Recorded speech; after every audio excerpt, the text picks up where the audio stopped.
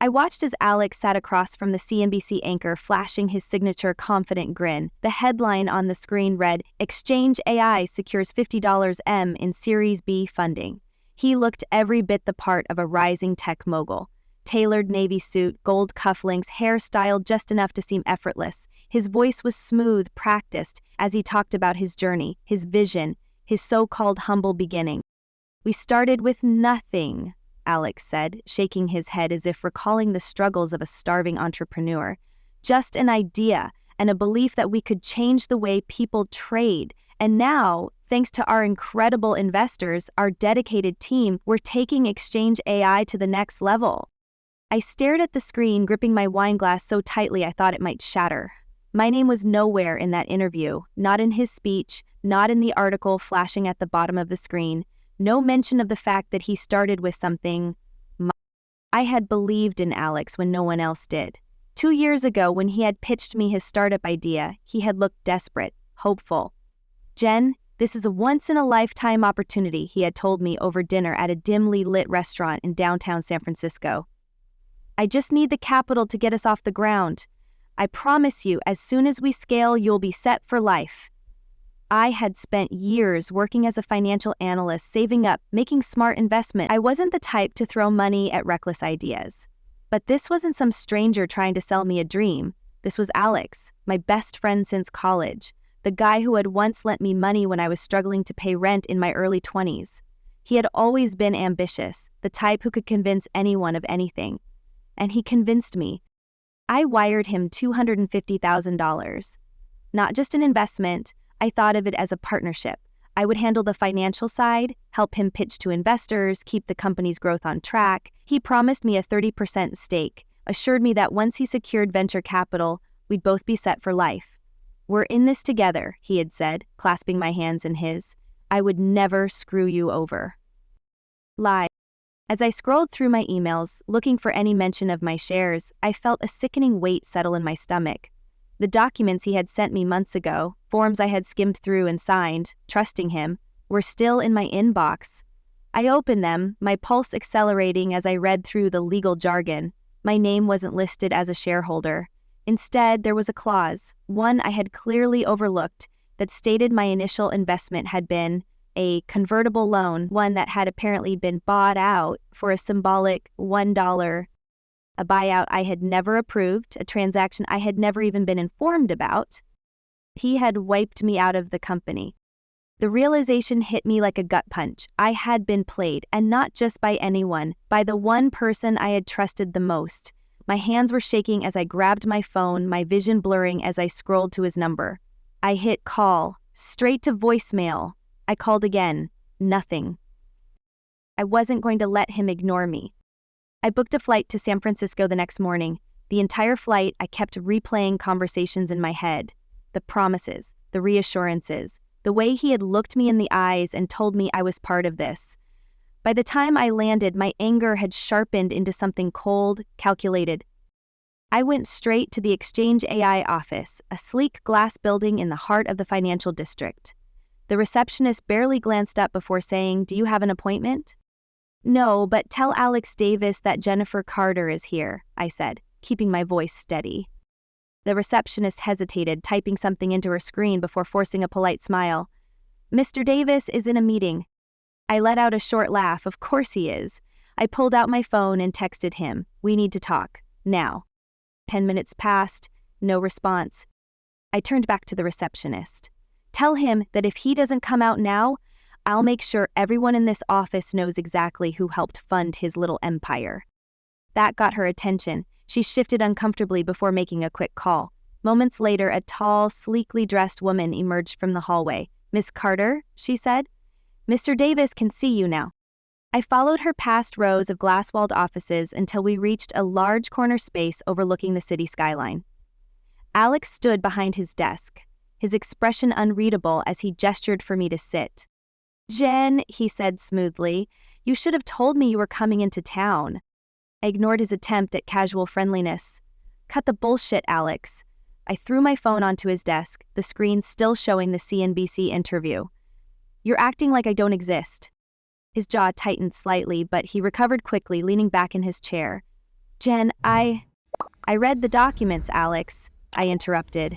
You erased me. You took my money, built this company, and then screwed me over. He sighed, rubbing his temples as if I were being unreasonable. Look, it's complicated. I had to restructure the company for investors. Early contributions like yours had to be converted. It's standard practice. Bullshit, I snapped. You lied to me. You knew exactly what you were doing. His expression hardened. You signed the paperwork, Jen? The way he said it, so dismissively, so devoid of guilt, made my blood boil. I trusted you, I said, my voice low but dangerous. And you used me. Alex leaned forward, resting his elbows on the desk. Listen, Jen, I appreciate everything you did, but this is business. You know how it works. I stared at him, barely recognizing the man in front of me. This wasn't just betrayal, it was cold, calculated greed. He didn't care, not about me, not about what he had done. I stood up, smoothing my blazer. You think you've won, Alex? He exhaled sharply, shaking his head. I don't want to fight with you. If you need something, I'm willing to talk about compensation. I let out a small laugh, but there was no humor in it. Compensation? You think I came here to negotiate? I leaned in slightly, just enough so he could see the cold fury in my eyes. You took everything from me. Now I'm going to take everything from you. He scoffed, shaking his head. Jen, be reasonable. I smiled. You should be worried, Alex, because I'm just getting started. I walked out of Alex's office, my heels clicking sharply against the polished marble floor. The rage inside me was cold now, no longer the fiery, uncontrolled anger that had driven me here. Instead, it had crystallized into something much more dangerous. Focus. I had been naive once, but not anymore. Alex thought he had won, that I would storm out of his life, lick my wounds, and disappear. He had no idea who he was dealing with. I stepped outside into the cool San Francisco air, inhaling deeply as I let my mind sharpen. I needed information. I needed leverage. I needed to know exactly where to strike. I pulled out my phone and dialed the one person I knew would help me, Marcus Rodriguez. Marcus had been circling Exchange AI for months, considering an investment, but had never fully committed. He was a power player in the venture capital world, someone who could smell weakness from a mile away. If there was even the slightest crack in Alex's empire, Marcus would know. Jennifer Carter, he answered smoothly. To what do I owe the pleasure? I didn't waste time. I need to talk. In person. He hesitated, then chuckled. You sound serious. I am. Another pause. Then, meet me at the St. Regis Lounge in an hour. Exactly the kind of place Marcus liked. Exclusive, quiet, filled with people whose business deals determine the future of entire industries. Perfect. An hour later, I slid into a leather seat across from him, ignoring the way his dark eyes assessed me, already trying to figure out what I wanted before I even said a word. Let me guess, he said, swirling his whiskey. This is about Alex. I smiled tightly. You always were quick. Comes with the job, so what's your angle? I leaned forward. Tell me what you know about Exchange AI's financials. He smirked. Now, why would I do that? I pulled out my phone and played the recording I had made in Alex's office. His voice came through clear as day. You signed the paperwork, Jen. The arrogance in his tone was unmistakable.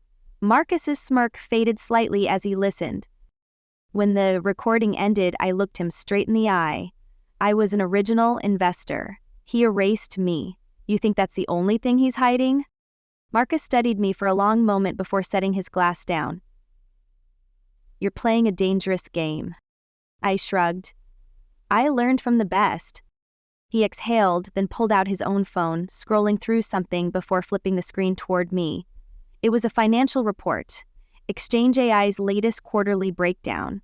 On the surface it looked solid, but then I saw what he was pointing at. Ever leveraged, I murmured, my brain immediately processing the implications. Bingo, Marcus said. They've raised $50 million, but their burn rate is unsustainable. They're spending like they're already profitable, but they're not. They need another round of funding soon, or they'll collapse under their own weight. I let that sink in. Alex had made himself look untouchable, but his company was a house of cards. If the wrong investor pulled out, if the right competitor got wind of his weaknesses, it would all come crashing down. And that's not even the interesting part, Marcus continued. See that? He pointed to a section labeled Algorithm Development Costs. They're spending an absurd amount here, way more than they should be. Either their AI is a disaster behind the scenes, or Alex is hiding something, I finished for him. Marcus smiled. Now you're getting it. I sat back, my mind already spinning with possibilities. If Alex was funneling money somewhere, I needed to find out where. If the AI wasn't working the way he claimed, I needed proof. And if I could expose either of those things before his next funding round, I could destroy his chances of securing another dime. Tell me about Lauren Chen, I said. Marcus raised an eyebrow. Exchange AI's CTO? Brilliant, but underpaid. Heard she's not happy. Good, I stood, because I think it's time she and I had a chat. The next morning, I waited outside a coffee shop near Exchange AI's office. Lauren always stopped here before work. She was a creature of habit, something I had learned back when I was still involved with the company. She arrived right on schedule, her dark hair pulled into a messy bun, her fingers already typing away on her phone. I stepped in front of her path before she could enter. Jennifer Carter, she said, blinking in surprise. This is unexpected. I smiled. Let's talk. She hesitated, glancing at her watch. I have a meeting in 20 minutes. Then I'll be quick. I led her to a quiet corner table, lowering my voice. I know Alex isn't paying you what you're worth. Her expression didn't change, but I saw the slight tension in her jaw. And I know the AI isn't working the way he claims it is. That got her. She inhaled sharply, but still said nothing. I don't need you to confirm it, I continued. I already know. What I need to know is how bad it is. Lauren hesitated, then finally exhaled. It's bad, she admitted. The system is unreliable. The data models are flawed. We've been covering for it, tweaking the numbers to make it look better than it is, but at some point, it's going to crash. And when it does, it's going to be ugly. I nodded, processing everything. This was even better than I had hoped. You should leave before it does, I told her, before your name is attached to a scandal. She looked away, conflicted. I can't just walk away. I smiled. You don't have to, but I can give you an option. I slid a business card across the table. It wasn't mine. It belonged to one of Marcus's competitors, a firm actively poaching top AI talent. Lauren glanced at it, then looked back at me. You're really doing this, she said. I nodded. Oh, I'm just getting started. That afternoon, I made another call, this time to a tech journalist I had known for years. Hey, Jen, he answered. What's up? I've got a story for you, I said, keeping my tone light. Interested in an exclusive on a multi-million-dollar AI company that's covering up faulty software? The pause on the other end was brief. Then he laughed. You always did know how to make things interesting. Let's talk. As I hung up, I allowed myself a small smile. Alex had stolen from me, humiliated me, erased me, but he had made one fatal mistake. He had underestimated me, and soon the entire world would see just how big of a mistake that was.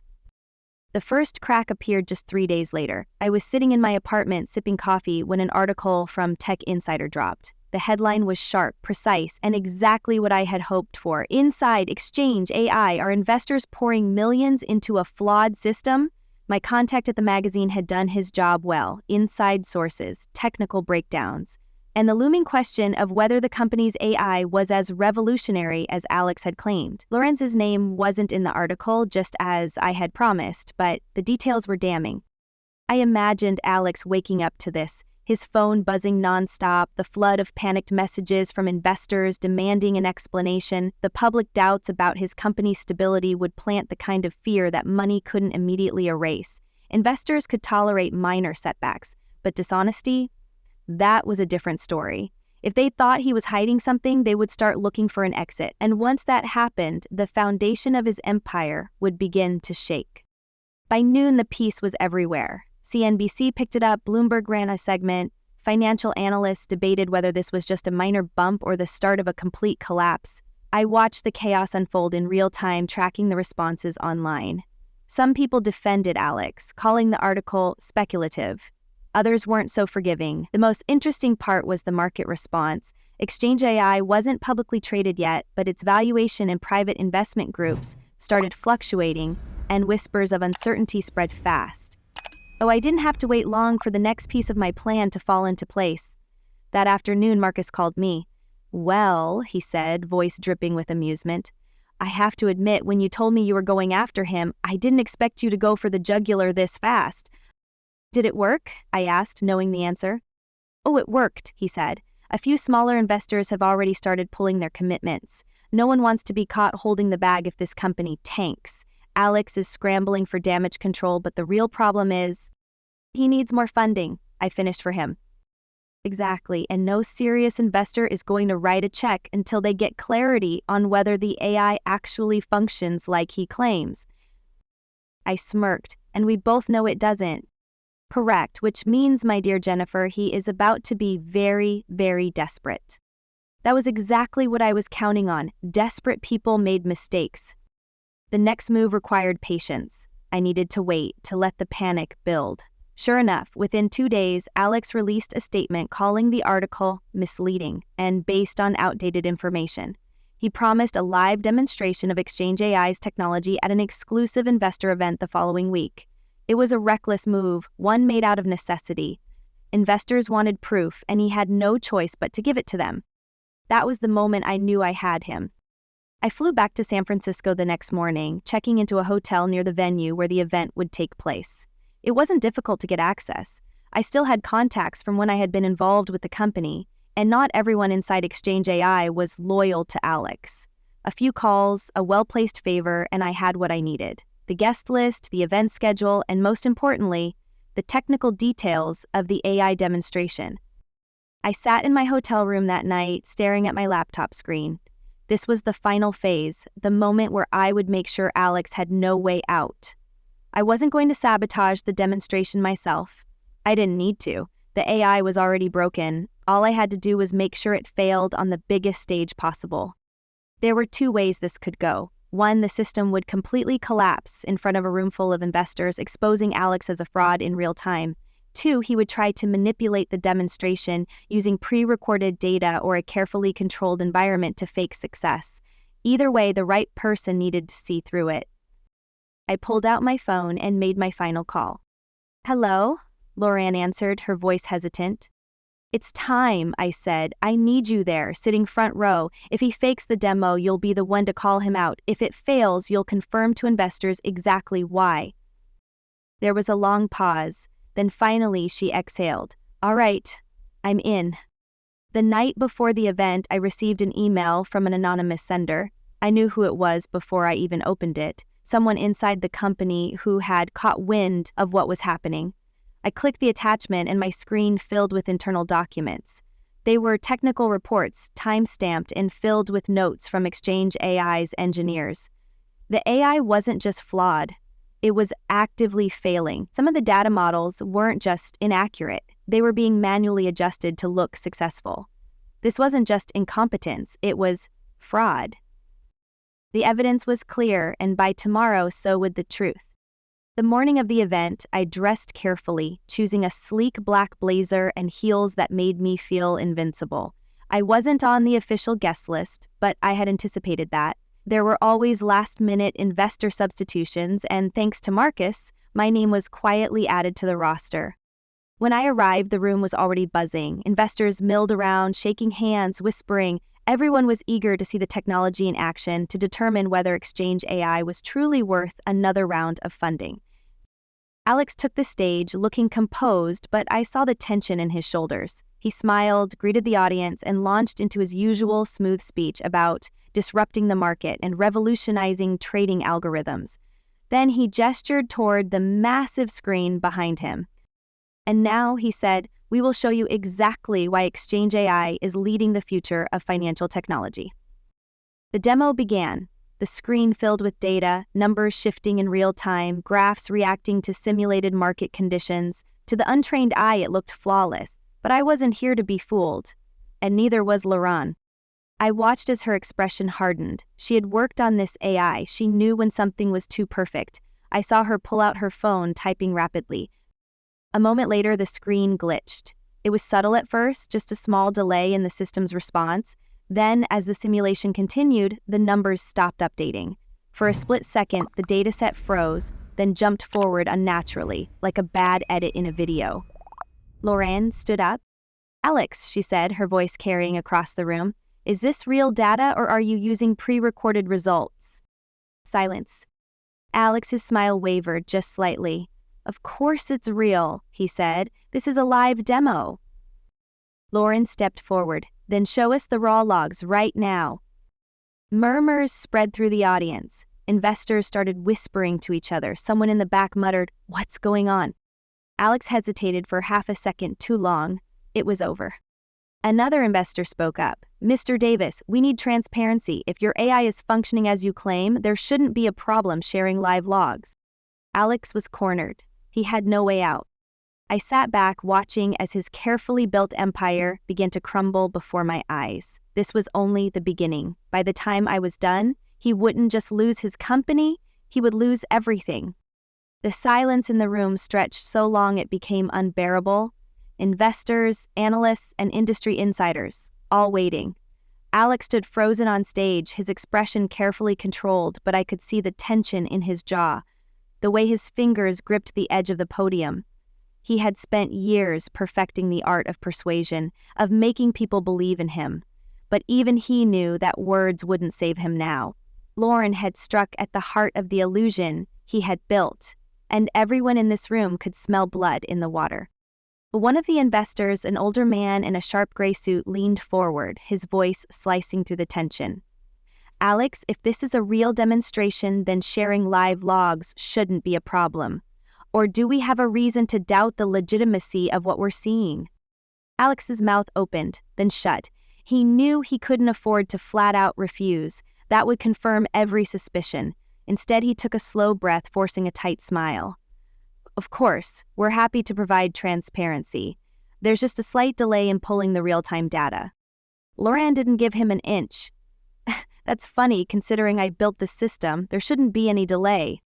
The murmurs grew louder. I watched as a few of the investors, people I recognize as early backers of Exchange AI, exchanged looks, their expressions shifting from intrigue to doubt. This was exactly what I had been waiting for. The tech industry thrived on confidence, and confidence was crumbling fast. A younger investor, likely new to the game, checked his phone and frowned. "Jesus, the article is already updated." I knew what he had found before he even turned his screen toward his colleague. My contact at Tech Insider had been sitting in the audience, waiting for the moment this event went south.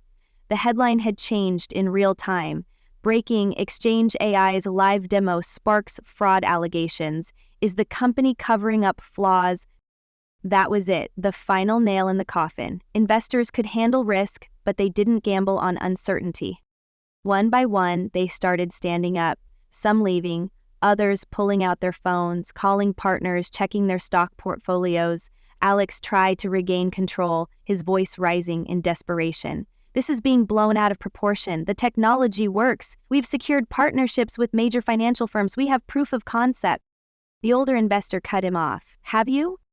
It was a simple question, a loaded one, because without real-time proof, the only thing Alex had was his word, and after today, that wasn't worth much. I watched him struggle to hold it together, his polished persona cracking at the edges. And then, as if the universe had been waiting for the perfect moment, Alex's phone buzzed loudly on the podium. He hesitated before glancing down, and I saw the moment the blood drained from his face. I already knew what it was. Marcus had texted me 5 minutes earlier. "We're pulling out, just sent the official notice." Alex had just lost his biggest potential investor. He looked up, eyes scanning the room, searching for anyone still in his corner, but the room was shifting around him. People who had once shaken his hand eagerly now turned away. The whispers had turned into full conversations, decisions being made before he even had the chance to react. I stood, straightening my blazer, making sure he saw me before I walked toward the exit. I wanted to see the exact moment he realized what I had done. When our eyes met, his mask slipped completely. He knew. He had underestimated me. By the time I reached the exit, my phone was already buzzing. Marcus again. "That was brutal," he said as soon as I answered, amusement laced in his voice. "You should have seen his face when the text came in." "I did," I replied, stepping outside into the cool San Francisco air. "And we're not done." Marcus chuckled. "I figured as much." "What's next?" "Now," I said, "we let the market do the rest." The collapse of a company like Exchange AI didn't happen in an instant. It unraveled, piece by piece, a controlled implosion triggered by doubt, by hesitation, by the simple fact that no one wanted to be left holding a worthless investment. Over the next 24 hours, the news cycle shredded Alex's reputation. Every major tech outlet picked up the story. Bloomberg ran a deep dive on the unstable foundations of Exchange AI. CNBC ran a panel discussion on whether the company had knowingly deceived investors. The words "potential fraud investigation" started circulating. Then came the legal emails. Alex had been smart in many ways, but he had also been reckless. In his desperation to build his empire, he had signed contracts promising results he couldn't deliver. The companies that had partnered with Exchange AI began sending formal notices: breach of contract, demands for transparency, threats of legal action. And then the real blow came. I was sitting in a cafe, casually scrolling through my phone, when a breaking news alert flashed across the screen. Exchange AI's CTO resigns amid growing controversy. Lauren had made her move. I didn't need to call her to know why she had done it. She had seen the writing on the wall. The company was going under, and she wasn't going to let Alex drag her down with it. Her departure wasn't just symbolic, it was the first real confirmation that Exchange AI was finished. And Alex, he was drowning. I knew because at exactly 10:43 p.m. my phone lit up with his name. I stared at the screen, letting it ring. 5 times, 6, 7, then silence. A minute later, a message popped up. "Alex, I need to talk to you." I smiled, taking another sip of my coffee before typing a single reply. "Me? Now you want to talk?" I didn't press send right away. I let him wait, let him feel the same frustration, the same helplessness I had felt when he had ignored me, when he had looked me in the eye and told me this was just business. And then, just before the message expired, I sent it. A few seconds later, the typing bubble appeared. I already knew what was coming. Pleas, excuses, maybe even a pathetic attempt at shifting blame. But it didn't matter. Alex thought this was rock bottom. I had no idea how much further he was about to fall. Alex called again the next morning. I let it ring. He called a second time, then a third. I didn't answer. I wanted him to sit in the uncertainty, in the panic, in the weight of everything collapsing around him. He had spent months erasing me, making me feel like I didn't exist. Now it was his turn to feel invisible. By noon, he resorted to texting. First, a short, cautious message asking me to talk, then another, more insistent. He needed to fix this, he wrote. He knew I was behind it. Good. He finally understood. I was sitting in my hotel room, scrolling through the latest headlines, when another message came through. He was willing to make a deal. I laughed, shaking my head. The great Alex Davis, who had once looked me in the eyes and told me I wasn't part of his vision, now wanted to negotiate. But that wasn't how this was going to end. Instead, I texted Marcus. The market was already making its move. Investors were backing out, not in one dramatic wave, but in slow, calculated steps. Some would pretend to stay loyal to Exchange AI, waiting to see if Alex could stabilize things, but I knew better. Confidence was like a tide. Once it receded, it didn't return on command. The damage was already done. Marcus called me an hour later, his voice light, amused. He had just left a meeting with 2 of Exchange AI's second-round investors, both of whom were now looking for an exit strategy. Alex was hemorrhaging financial support. The company still had money. $50 million wasn't going to disappear overnight. But cash flow wasn't the issue. Reputation was. If Alex couldn't convince the market that his company was stable, if he couldn't lock in another round of funding soon, the valuation would plummet, and once that happened, his board would turn on him.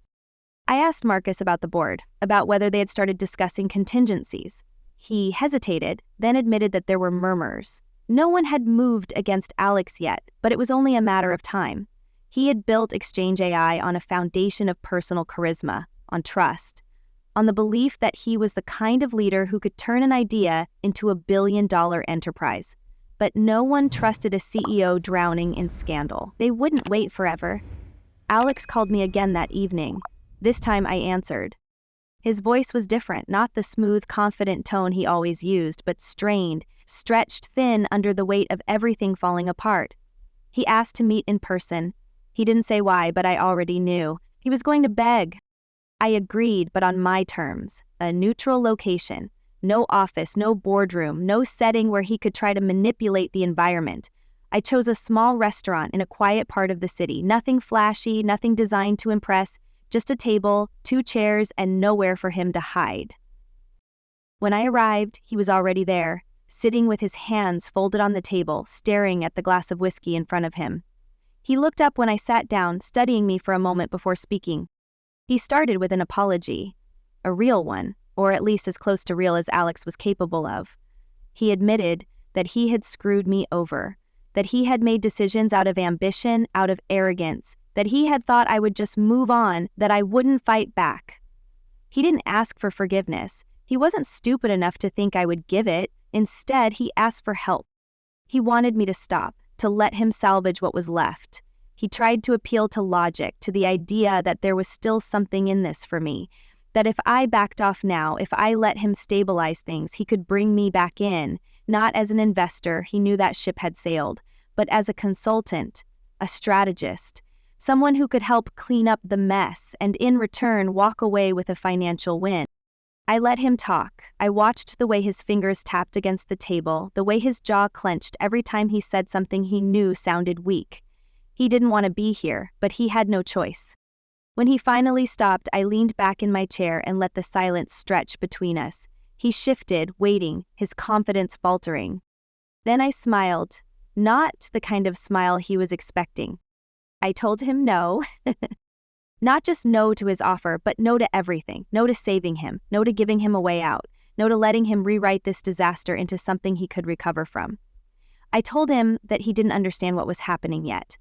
That he thought this was the low point, the moment where he could still negotiate his way back to the surface. But he was wrong. I told him that the worst was still coming, that the investors he had left weren't loyal. They were just waiting to see how much damage control he could manage before they decided if they needed to cut him loose.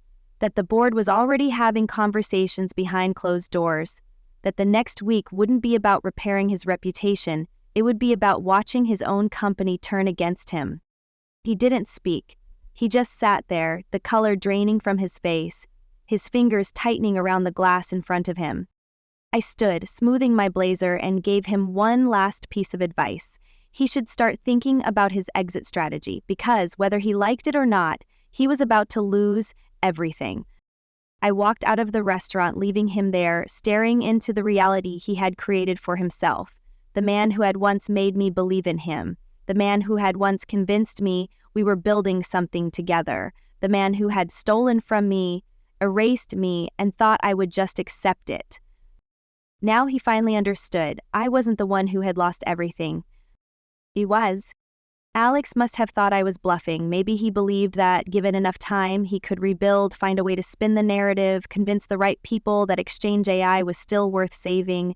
Maybe he thought I would get bored, that I had made my point and would move on. But I knew something he didn't. The moment a company stops being a sure bet, the people around it don't hesitate to jump ship. No one wants to go down with a sinking business, not investors, not executives, and certainly not the board. 2 days after our meeting, the first official resignation came in. Not an engineer or a lower-level employee, not someone he could afford to lose. It was one of his board members, a venture capitalist who had been one of his earliest backers.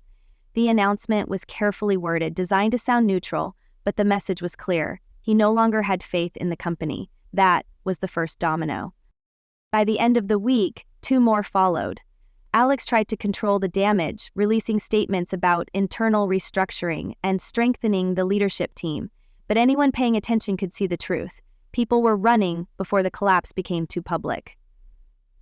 I didn't have to do anything, I just watched it happen.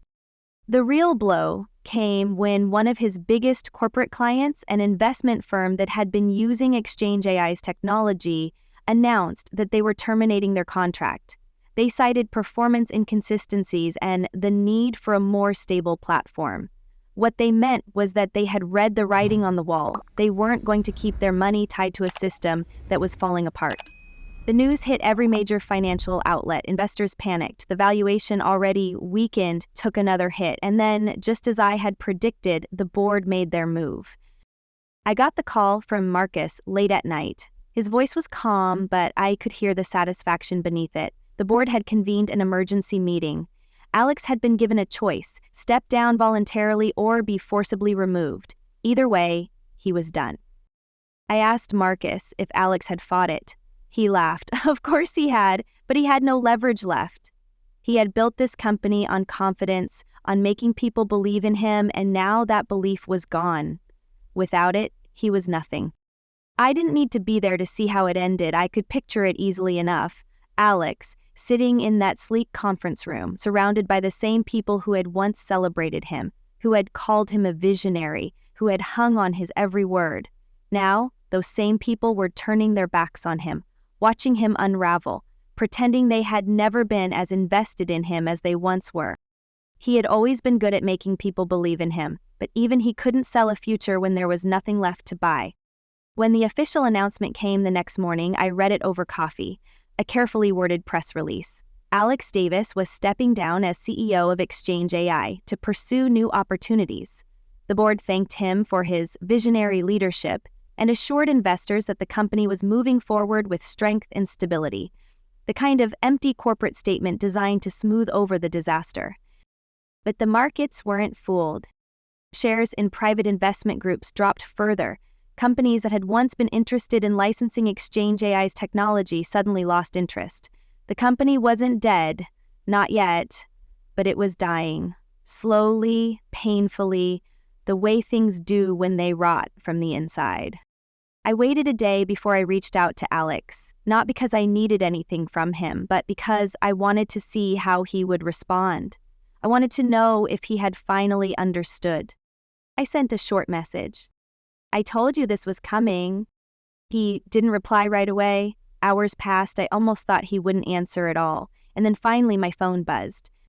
I didn't think you'd go this far. I stared at the words for a long moment before typing back. You went this far the moment you erased me. Another long silence, then one last message. You win. I smiled. He was wrong. This was never about winning. This was about making sure he lost. And now, finally, he had. A month after Alex's downfall, I walked into the offices of Winter Capital, one of the most influential investment firms in Silicon Valley, the same firm that had once considered investing in Exchange AI but had pulled out at the last minute, citing concerns about long-term viability. Marcus had arranged the meeting, but I wasn't there as a guest or a favor. I was there because they wanted me. I sat in the sleek, glass-walled conference room, overlooking the city's skyline as the firm's managing director leaned forward, hands clasped together, studying me. We've been following everything that happened with Exchange AI, he said, and we know exactly how involved you were. I didn't respond, letting him continue. You saw the cracks before anyone else, you understood the risks before the market did, and you executed a strategy that, he paused, choosing his words carefully, let's just say, efficiently corrected the imbalance. I smiled, understanding what he was really saying. They didn't care about the morality of what had happened. They cared that I had seen it coming, that I had acted before anyone else, and that I had done it with precision. We want you to come on board, he said, not just as a consultant, as a partner. It was a tempting offer, more than tempting. Power, influence, the ability to shape the very market I had just manipulated to my advantage. But I had spent enough time making other people rich. I wasn't interested in working under someone else's name, building someone else's empire. I appreciate the offer, I said, but I have my own plans. His eyebrows lifted slightly, intrigued. And what might those be? I glanced at Marcus, who had been sitting quietly beside me. He already knew the answer. I'm starting my own firm, I said simply, private investments, targeted market strategy, a team built on people who understand when to bet, when to hold, and went to walk away. The managing director leaned back in his chair, nodding slowly. "Interesting," he said. "And who's backing you?" Marcus smiled. "I am." There it was, the shift in power. A month ago, I had been the one fighting for recognition, for justice, for something that had been stolen from me. Now, I was the one people wanted to align with. By the time I left that meeting, I had 3 new offers for potential partnerships. I would consider them, not because I needed them, but because now, for the first time, I had the leverage to choose exactly how I wanted to move forward. That night, I got one last message from Alex. Not an apology, not another attempt at negotiation, just a single question. Well, I didn't answer. He still didn't understand. This was never about revenge. It was about making sure that people like him, the ones who thought they could take an erase without consequence, learned that actions had prices. And he had just paid his in full. I turned off my phone, poured myself a glass of wine, and looked out over the city. This time, I wasn't looking back.